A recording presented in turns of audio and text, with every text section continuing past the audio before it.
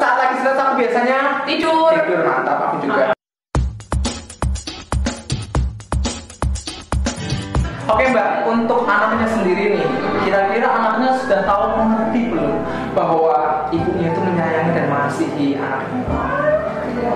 Mungkin udah ngerti kali ya Mas ya, karena kan saya di rumah itu membiasakan kalau saya pulang nih peluk mama gitu sebelum ada pandemi. Kalau sekarang kan kita mandi dulu, ganti baju dulu ya kan, maksudnya kita dari luar bawa nanti jadi peluk mama dulu. Selagi saya itu maksudnya di rumah tidur, saya sudah diciumi sama anak saya, cium pipi ya Mas ya, tapi diciumi terus aku sayang banget sama mama, aku sayang banget sama ayah, suka kayak gitu anak saya. Dan itu anak akan merasa nyaman dengan kehadiran orang tuanya karena tahu bahwa orang tuanya itu sangat menyayangi dan mengasihi.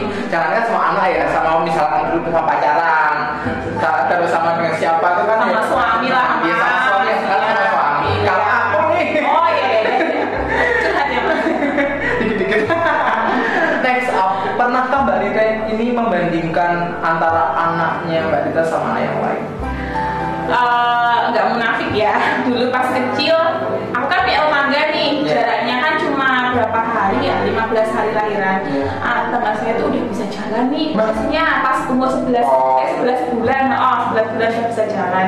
Kan yang tanya, kok anakmu belum bisa jalan, kok anakmu belum bisa ini, ya mungkin dalam hati iya ya, kok belum bisa jalan, padahal tuh anak saya nih, tuh anak saya. Tapi terus anak tetangga juga ada yang bisa naik sepeda, terus anak saya juga belum. Jadi kan kayak memang nggak munafik, saya sebagai orang tua juga pernah, tapi kan habis itu saya tarik lagi kesimpulan, oh ternyata anak saya juga belum bisa jalan tapi anak saya udah bisa ngomong. Terus oh anak saya belum bisa naik sepeda tapi ternyata anak tetangga saya udah bisa naik sepeda dulu, tapi ternyata malah maksudnya naik sepedanya itu bukan yang naik sepeda memang bisa ngayu sendiri beneran, tapi dari sampai sekarang pun masih pelan-pelan belum bisa yang naik sendiri gitu. Jadi berarti pada intinya ketika kita membandingkan sama anak, kita itu harus mengerti dulu anaknya ini seperti apa. Mungkin saja ini anak memiliki kelebihan yang lain, karena kan tumbuh dan kembang anak antara anak kita sama yang lain kan tidaklah sama,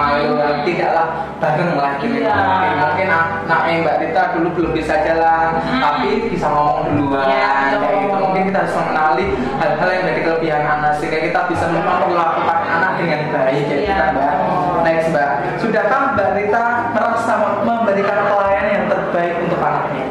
Kalau saya pribadi sih memang dari apa yang saya miliki, apa yang saya punya, apa yang saya bisa kasih sama anak saya, udah semuanya saya kasih ke anak saya gitu. Kalau menurut saya, tapi kan nggak tahu perasaan anak saya ya Mas ya. Kalau saya udah semaksimal mungkin. Contoh konkretnya apa sih bentuk pelayanan yang sudah dilakukan yang terbaik untuk anaknya? Jadi saya itu selalu mementingkan keadaan anak saya.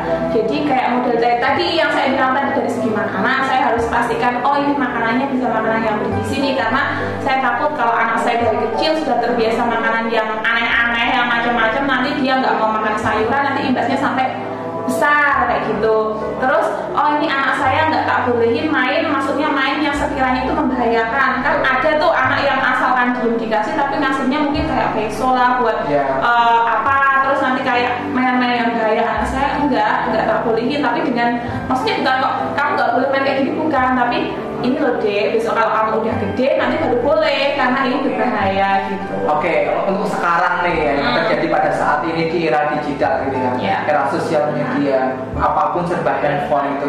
Siapa sih yang orang tua yang nggak punya handphone gitu kan? Nah, gimana sih tanggapan Mbak Rita sendiri, atau Mbak Rita itu salah satu orang yang melakukan hal demikian, misalkan asalkan anak bisa diam, anaknya mau nurut apa yang dikatakan oleh orang tuanya, kasih aja HP. Kalau yang itu yang menentang kayak gitu, karena tak lihat-lihat di lingkungan sekitarku orang yang udah kenal handphone, apalagi sekarang kan masa pandemi, anak sekolah masih harus punya handphone nih. Dia itu dari belajar sama nge-game-nya, banyak nge-game-nya. Dilihat dari maksudnya kayak cara ngomongnya kita kalau ngomong sama anak itu beda, kayak anak itu kayak blong, kayak pikirannya tuh nggak bisa konsen. Jadi saya belajar dari situ, anak saya memang tak habisi untuk gadget. Kalau sampai saat ini nih anak saya itu nggak pernah minjem HP saya karena tahu HP mama itu nggak boleh dipinjam. Dia itu boleh lihat HP kalau pas ayahnya pulang, tapi juga dimeniti sih, maksudnya dijamin, bukan dimeniti ya, dijamin. Terus dalam membuka gadget atau melihat gadget itu perlu nggak didampingi oleh orang tua dan diarahkan oleh orang tua? Perlu banget loh mas. Perlu, dan itu diawas terus. Kalau lewat YouTube itu kan kelihatan nih historinya apa. Terus Kan bisa mengetik tuh anak. pakai itu loh mas, sekarang pinter loh, diajarin sama sama kakaknya, pakai kakak ponakan Pakai voice note. voice note loh, jadi Oh, dia iya. Google atau YouTube cariin apa gitu udah Oh, bisa. iya. Pinter sama anak itu. Karena sekarang tuh nggak ada. Nggak kurang akal ya. Iya, nggak kurang akal, pokoknya pinter-pinter ya. Oke, baiklah. Next, keberhasilan pola asuh anak sangat menentukan keberhasilan anak di masa depan. Setuju nggak dengan demikian? Setuju banget. Coba jelas seperti itu. Setuju banget, pengalaman pribadi sih. Maksudnya nggak lihat dari anakku, tapi lihat dari aku dulu. Jadi teman-temanku dulu waktu kecil memang dia itu apa-apa dituruti. Terus dia mauannya apa tuh langsung lah sekarang minta besok dikasih. Tapi enggak kayak gitu kalau saya pola asuhnya dari dulu sama orang tua saya. Padahal kebetulan kan saya emang bersaudara nih. Yeah. Saya anak cewek sendiri. Padahal bapak saya tuh pengen banget punya anak cewek. Seharusnya kan kalau kayak gitu dimanja banget tuh mas. Yeah, betul. Tapi enggak, saya tuh enggak kayak gitu. Jadi selagi saya pengen sesuatu, kamu pengen apa? Ini keinginan atau kebutuhan? Kalau memang kebutuhan, nanti kamu punya uang berapa? Jadi kita tuh diajarin buat pelan-pelan, ada jerih payahnya, nabung dulu, nanti baru ditambahin kayak gitu dari dulu. Berarti intinya bisa membedakan antara keinginan dan kebutuhan. Oke, ada hal yang lain? Mungkin itu. Misalkan sekarang kan ya ibu-ibu di rumah sana mungkin pada kebingungan, pada pusing karena pandemi ini kan nggak sekolah kan ya. Iya. Otomatis orang tua itu menggantikan peran guru yang ada di sekolah gitu. Menurut Mbak Rita gimana tuh? Saya juga ngalamin mas, kadang saya juga bingung. Jadi kan kita dikasih materi cuma lewat apa sih, kadang video, kalau nggak video kadang kita dikasih kayak selembaran kertas, kita harus buat misalnya bentuk ikan. Kalau anak saya kan masih paut ya, bentuk ikan kita nggak tahu nih ikan yang bentuk yang kayak apa. Jadi kadang saya juga masih harus cari di YouTube atau di Google ikan khusus untuk anak PAUD atau ikan untuk pembelajaran anak PAUD. Jadi kayak gitu memang ribet juga. Ribet ya istilahnya ya. Oh. Gitu ya. Berarti kan itu kan pendidikan itu kan salah satu hal yang paling penting, terutama pendidikan di dalam keluarga. Iya, Dia kan bisa menentukan karakter anak, sikap anak, mental anak juga di luar bagaimana. Pernah nggak sih mengangkat anak? Misalkan untuk apa dia mau melakukan apapun dilarang-larang.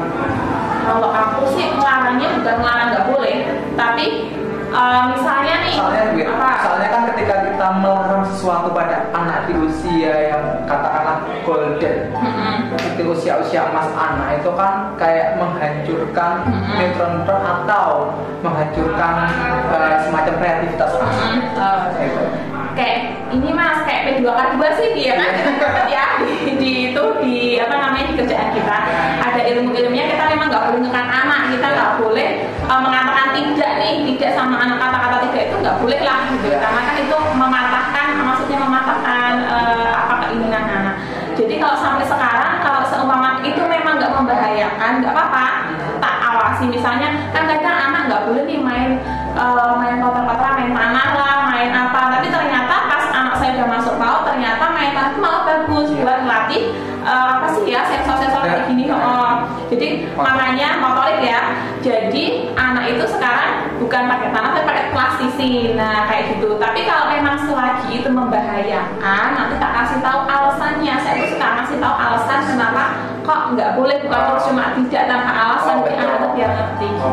Bagus lah. Pokoknya ketika kita melaksanakan harus dilanjutkan dengan alasan yang jelas dan bisa dipahami, dimengerti oleh anak, sehingga anak pun tidak ada beban jikalau memang tidak harus melakukan yang dilarang oleh orang tuanya gitu ya. Kemudian nih anaknya Mbak Rita, putranya Mbak Rita nih, pernah nggak sih marah sama Mbak Rita? Sampai sekarang nggak pernah. Sampai sekarang? Jangan sampai. Oke. Next, sebagai pendamping sosial harus sudah mengerti materi-materi tentang salah satunya pendidikan dan pengasuhan anak. Ini kira-kira di rumah sendiri udah dipraktekkan apa belum? Belajar mempraktekkan. Kalau semua dipraktekkan mungkin saya sebagai manusia biasa ya mas ya, kadang kalau harus sesuai sesuai dengan itu belum bisa. Tapi kalau belajar mempraktekkan sudah. Oke, bagus lagi. Intinya kita sudah punya ilmu, sudah punya bekal, dan kita sudah praktekkan itu diberikan kepada orang-orang, keluarga-keluarga yang lain. Berarti kan setidaknya kita bisa praktek sendiri. Maksudnya dengan pengalaman kita itu bisa kita jadikan sebagai pedoman ketika kita melakukan sesuatu di rumah. Kan nggak bagus juga, maksudnya kita ngajarin orang tapi kita nggak praktek. Iya, itu sama aja bohong. Iya, betul. Ya, pokoknya isi kapasitas kita diri, isi gelas kita dulu sebelum isi gelas orang lain, guys. Next, untuk harapan tersendiri nih untuk pertumbuhan dan perkembangan anaknya Mbak Dita gimana? Harapannya bisa jadi anak yang mandiri. Ya. Kalau kamu nggak bisa seperti orang lain nggak apa-apa, kamu jadilah diri kamu sendiri, karena orang itu mesti punya kelebihan dan kekurangannya masing-masing. Jadi saya dari atau nggak usah terlalu yang kamu harus gini, kamu harus gitu, kamu harus enggak. Saya ikuti alur anak saya. Yang penting anak saya itu bisa menilai nih apa kelebihan anak saya, apa kekurangan anak saya bisa membenahi apa kekurangan anak saya kayak gitu. Nah, berarti intinya kita harus mengenali kelebihan dan kekurangan anak ya. Itu penting untuk bisa menciptakan hal-hal yang perlu dilakukan untuk membentuk mental pribadi yang kecerdasan anak itu dimulai dari situ. Kita sebagai orang tua harus mengenali kelebihan dan kekurangan anak terlebih dahulu. Gitu. Untuk pesan-pesan untuk ibu-ibu yang sedang nonton atau calon ibu itu apa dari Mbak Dita?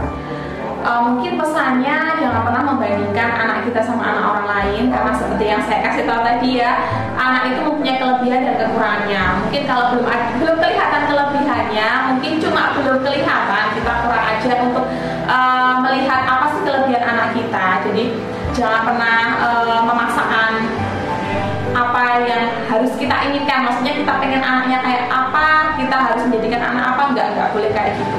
Kita harus mengikuti alur anak juga. Terus jangan terlalu kita itu mengabaikan anak demi kepentingan kita sendiri. Misalnya kita pengen apa, anak kita nggak pengen apa, tapi kita harus memaksakan anak kita untuk mengikuti apa yang kita inginkan. Bagus ya. Ya pokoknya itu pesan-pesan yang sangat berguna untuk ibu-ibu atau calon ibu di luar sana. Yang mudah-mudahan apa yang disampaikan oleh narasumber kali ini tuh bisa diambil setiap hikmah atau pelajaran hidup atau pengalaman hidup yang dimiliki oleh narasumber, sehingga ibu-ibu yang ada di luar sana itu bisa memperlakukan, bisa lebih peduli lagi kepada anaknya, karena anaknya itu adalah orang yang akan menggantikan kalian semuanya ketika kalian tidak bisa apa-apa, gitu ya. Sekarang dijawab cepat ya Mbak, ini ada beberapa pertanyaan, sekarang jawab dengan cepat aja sebisanya, oke? Hal yang paling tidak aku suka adalah orang yang sama marah. Orang tidak tahu kalau aku pernah cantik. Oke, pengalaman terburuk dalam hidup adalah gak punya uang. Gak punya uang, sama itu klasik, semua orang kayak gitu. Iya. Aku bisa jadi marah kalau kamu cerewet. Aduh. Padahal kamu cerewet. Saat lagi stres aku biasanya tidur, mantap. Aku juga. Aku sakit hati bila aku diceramahi terus. Oke, bagus. Teman atau keluarga? Keluarga. Apa alasannya? Karena keluarga yang paling bisa mengerti kita. Oke, bagus. Mencintai atau dicintai? Dicintai. Oke. Teman dekat tapi berkualitas apa banyak tapi bikin sakit hati? Teman dekat tapi berkualitas. Kenapa alasannya? Karena buat apa kita omongin banyak-banyak, kalau sama aja, mending sedikit tapi berkualitas. Gitu ya. Banyak-banyak tapi tafsir sama aja. Ya, betul. Jelek tapi akhlak bagus apa cakep tapi kurang ajar? Cakep tapi akhlak bagus. Gak ada.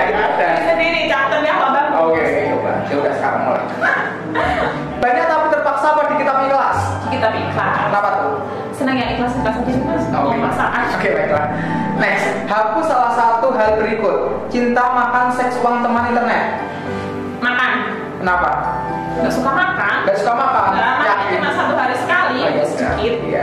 Oke, buat kalian semuanya untuk diskusi tentang pengasuhan dan pendidikan anak sudah selesai dengan narasumber tadi udah dikasih banyak sekali ilmu dan pengalaman yang bermanfaat buat kalian semuanya. Aku ucapkan terima kasih buat Mbak Rita yang sudah berkenan memberikan atau membagi ilmunya, pengalaman hidupnya dan lain sebagainya kepada kita semua. Mudah-mudahan anaknya bisa tumbuh kembang dengan baik, mudah-mudahan bisa tetap menjadi orang tua yang sabar, menjadi orang tua yang baik, yang bisa melayani anaknya dengan baik sehingga anaknya bisa sukses di masa depan. Oke, terima kasih ya guys, kalian semua yang udah nonton, dan saya ucapkan terima kasih sekali lagi untuk Mbak Rita. Dan pada akhirnya kita pamit ya guys. Bye bye.